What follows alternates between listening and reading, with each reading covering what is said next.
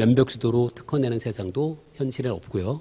사람들 모두 다 친구고 만날 때마다 특허내는 것도 그 세상에는 없죠.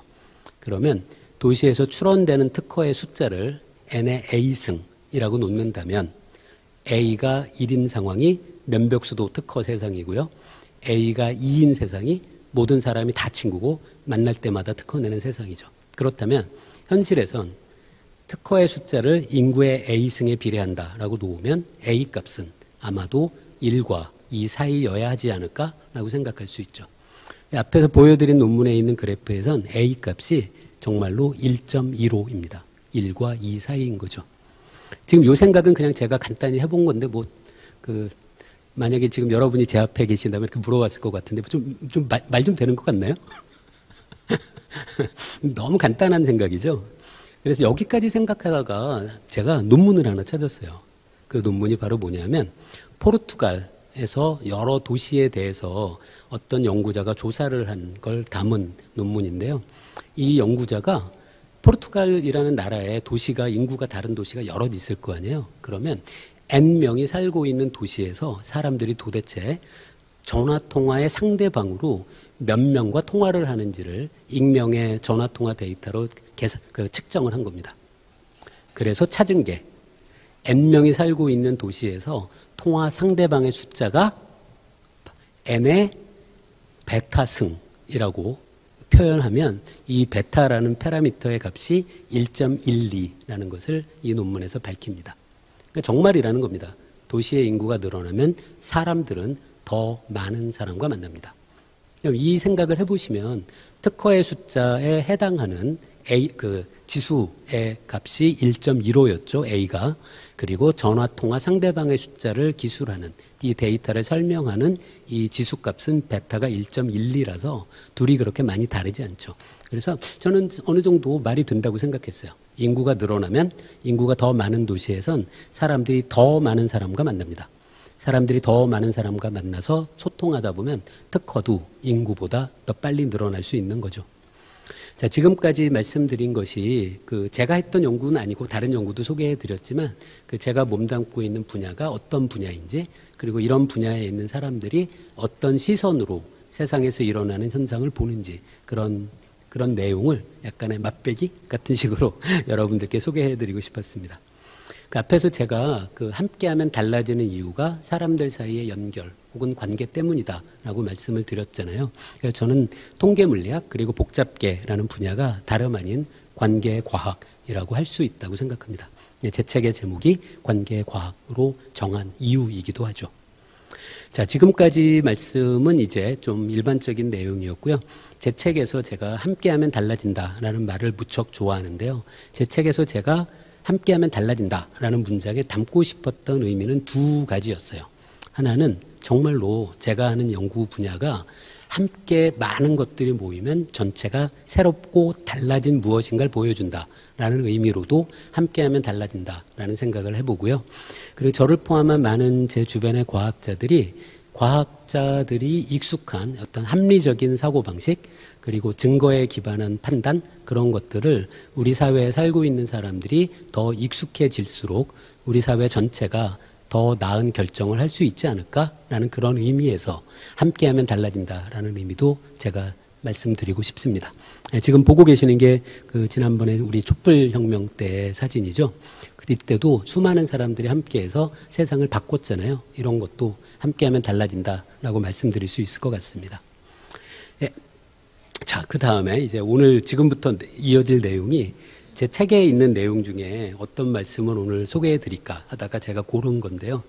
고르고 나서 보니까 제 책에 담겨 있는 개념 중에 솔직히 제일 어려운 얘기거든요. 그러니까 오늘 제 강연을 듣고 어느 정도 이해하셨다. 그러면 제 책은 모두 100% 이해하실 수 있습니다. 그래서 좀 설명을 시작하려니까 약간 걱정되긴 하는데요. 이거를 통계물리학자들이 굉장히 좋아하는 개념이거든요.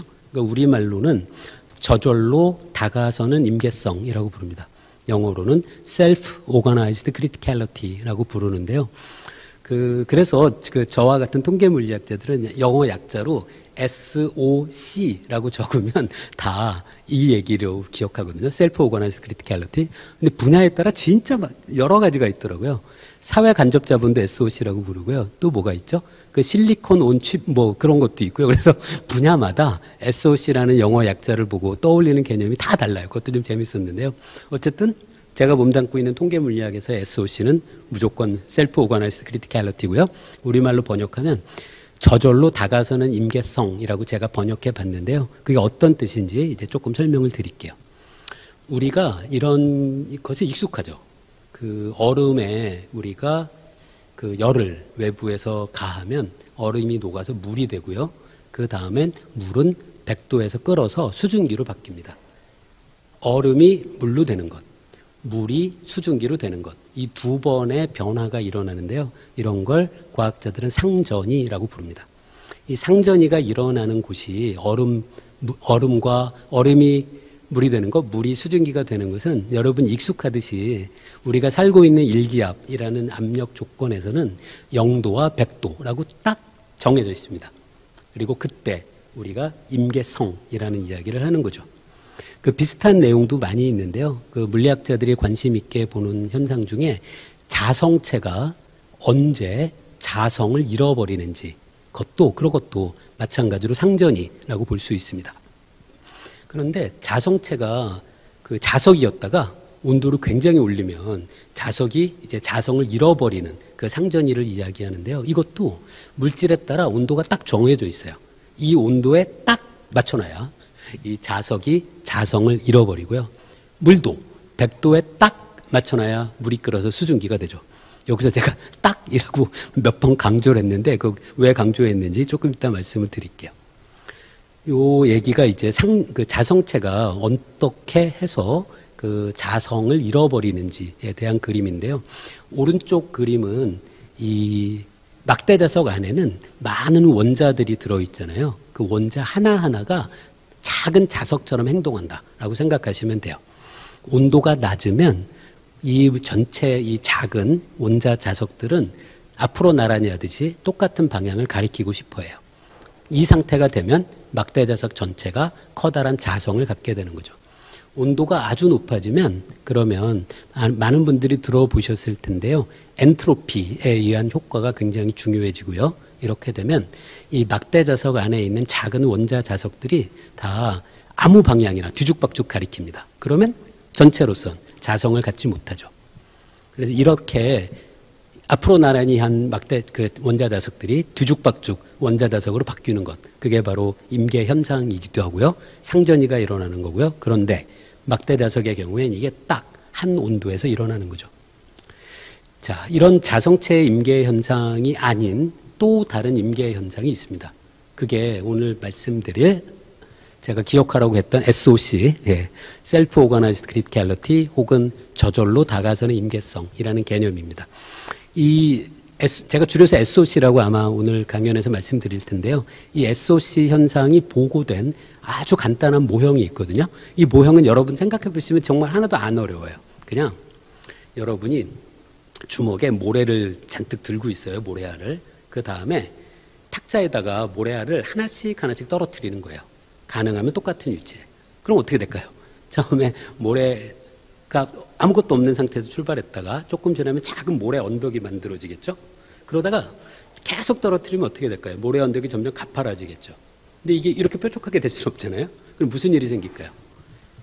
이 모래 언덕의 경사가 어떤 값보다 더 급해지면 모래 언덕이 다시 무너집니다. 무너지면 모래알을 계속 떨어뜨리면 모래 언덕이 다시 가파라지고요. 더 가파라지면 무너지고 덜 가파라지면 올라가고. 이게 언뜻 생각하면 아이들 장난 같은 얘기 같잖아요. 그런데 조금 생각해 보시면 이게 진짜 신기한 거예요. 왜냐하면 우리는 그냥 모래알을 하나씩 떨어뜨릴 뿐입니다. 그런데 이 모래 언덕이 어떤 특정한 각도가 있어서 그 각도보다 가파르면 무너지고 덜 가파르면 올라가고 이 특정한 각도를 향해서 끊임없이 다가갑니다. 우리는 그냥 모래알만 떨어뜨리는데 이런 것이 바로 저절로 다가서는 임계성이라고 제가 부르는 현상이죠. 앞에서 제가 물은 100도에 딱 맞춰놔야 끓잖아요. 여기서는 어떤 거예요? 모래알 떨어뜨리는 사람이 경사도가 몇 도가 임계값인지 고민할 필요도 없어요. 그냥 모래알만 계속 떨어뜨리면 이 시스템이 자기가 스스로 알아서 특정한 경사값을 향해 계속 다가서는 거죠. 그래서 앞에서 이 SOC라는 용어에서 제가 저절로 다가서는 이라고 말씀드린 의미가 바로 그것입니다. 이 모래더미 게임으로 비슷하게 이해할 수 있는 현실의 문제가 있어요. 그게 산불이 퍼지는 겁니다. 산불이 여러분도 생각해 보실 수 있거든요. 그냥 텅 빈 들판이에요. 그런데 가끔 멀리서 이 나무에 씨앗이 날아와서 싹이 틉니다. 그럼 어떻게 될까요? 점점 나무가 울창해지겠죠. 그런데 이 문제에서 가끔은 번개가 쳐서 불이 나요. 그러면 어떤 일이 생길지 생각해 보세요. 나무의 밀도가 굉장히 커서 나무들이 빡빡하게 들어차 있어요. 그 상황에 번개가 쳐서 불이 붙으면 어떻게 될까요? 홀라당 다 타겠죠. 그래서 나무가 거의 없는 상태가 돼요. 그 다음에 씨앗이 날아와서 또 나무가 싹이 트면 점점 나무의 밀도가 늘어납니다. 그러다가 나무의 밀도가 너무 늘어나면 벼락 맞고 또 홀랑닥 타고요. 나무의 밀도가 그 특정한 값보다 더 낮으면 그러면 벼락으로 불이 붙어도 퍼지지를 못하고 일부만 태우고 말잖아요. 그렇죠? 그래서 나무의 밀도가 작으면 시간이 지나면서 나무의 밀도가 커지고 나무의 밀도가 너무 크면 시간이 지나면서 저절로 나무의 밀도가 줄어듭니다. 앞에서 모래더미 실험과 굉장히 비슷한 현상인 거죠. 그래서 이런 산불 모형도 앞에서 말씀드린 저절로 다가서는 임계성이라는 재미있는 특성을 이것도 보여주는 대표적인 자연 현상이기도 합니다. 앞에서 제가 잠깐 생략하고 넘어갔었네요. 이 자성체, 아까 막대 자석 말씀을 드렸잖아요. 이 막대 자석이 정확히 임계점, 자석이 자석이었다가 자성을 잃어버리는 바로 그 특정 온도에 있으면 재밌는 현상들이 많이 관찰돼요. 그 중에 하나가 그 상황, 임계 상태에 있으면 우리가 그 자석을 가까이서 보고 있는 건지 멀리서 보고 있는지 우리가 구별하지 못합니다. 지금 여러분이 보고 계시는 이 화면 캡처한 것은 제 동료 교수이기도 하신 서울시립대 노재동 교수님께서 만드신 이 컴퓨터 프로그램의 스냅샷을 제가 가지고 왔는데요. 이 사진을 보면 왼쪽하고 오른쪽 사진이 별로 그렇게 차이가 없어 보이잖아요. 그런데 사실 왼쪽 사진은 오른쪽 사진의 일부를 확대한 겁니다. 근데 언뜻 보면 똑같아 보이잖아요. 이런 현상이 임계 현상, 임계점에 있는 시스템이 특징적으로 보여주는 현상입니다. 우리는 뭘 보고 있는데 우리가 전체를 보고 있는 건지 부분을 보고 있는지를 우리가 구별하지 못해요. 그런 걸 통계 물리학자들은 척도가 없다라고 얘기합니다. 우리가 도대체 보고 있는 게 가로 세로 100m인지 가로 세로 1km인지 우리가 구별할 수 없어요. 그 이야기가 그 시스템을 특징 짓는 어떤 거리에 특정한 스케일이 없다는 뜻으로 우리가 이해할 수 있죠. 그래서 임계점에서는 거리의 스케일이 없습니다. 그런데 앞에서 제가 모래더미 게임 그리고 산불 모형도 말씀드렸는데요. 이 문제들은 정확히 온도를 딱 100도에 맞춰야 되는 문제가 아니죠. 가만히 둬도 저절로 어떤 임계 상태로 가는데요. 이 문제들에서도 임계 상태에 막상 도달하고 나면 이 문제들도 척도가 없습니다. 척도가 없다는 게 무슨 뜻일까요? 이렇게 임계 상태에 있는 산불 모형을 생각해 보세요. 나무들이 여기서 제가 여러분이 보고 계시는 게 여기서 초록색이 나무가 있는 데고요. 그리고 갈색 같은 곳이 나무가 없는 곳이고요. 여기서 빨간색으로 제가 표시한 곳이 산불이 번진 규모입니다. 똑같은 임계 상태에 있을 때 산불이 어떨 때는 왼쪽 사진처럼 산불의 규모가 작을 수도 있고요. 오른쪽 사진처럼 산불의 규모가 굉장히 클 수도 있습니다. 즉 임계 상태에 있는 산불 모형에서 일어나는 산불의 규모는 작냐 크냐를 우리가 특징 지을 수 있는 스케일이 없고요. 작은 규모의 산불부터 엄청난 규모의 산불까지 얼마든지 발생할 수 있다는 특징을 갖고 있죠. 이게 바로 임계 상태가 가지고 있는 놀라운 공통점입니다. 그 척도가 없다라는 게 수학적으로 엄밀히 정의되는 내용인데요. 생략하겠습니다. 수식이 나와서 갑자기 깜짝 놀랐어요, 저도. 예. 이건 생략하고요. 어쨌든 기억하실 게 척도가 없다라는 게 그냥 과학자들이 대충 하는 얘기가 아니고요. 척도가 없다는 것이 무슨 뜻인지가 수학적으로 엄밀히 정의된다 정도만 여러분이 기억하시면 됩니다. 자, 이렇게 척도가 없는 함수가 과연 어떤 걸까는 걸 증명할 수 있거든요. 여기서 제가 그 수식에서 여러분이 보실 게 맨 아래 줄만 보시면 돼요. y가 x의 c승이라고 적혀 있잖아요. 이런 꼴로 적히는 함수들은 척도가 없다라는 걸 지금 제가 지금 여러분이 보고 계시는 페이지를 유심히 보시면 그 증명이 있는 겁니다. 그래서 이걸 몇 함수라고 부르잖아요. x의 몇 승. 몇 함수 꼴로 표현되는 모든 함수는 척도가 없습니다.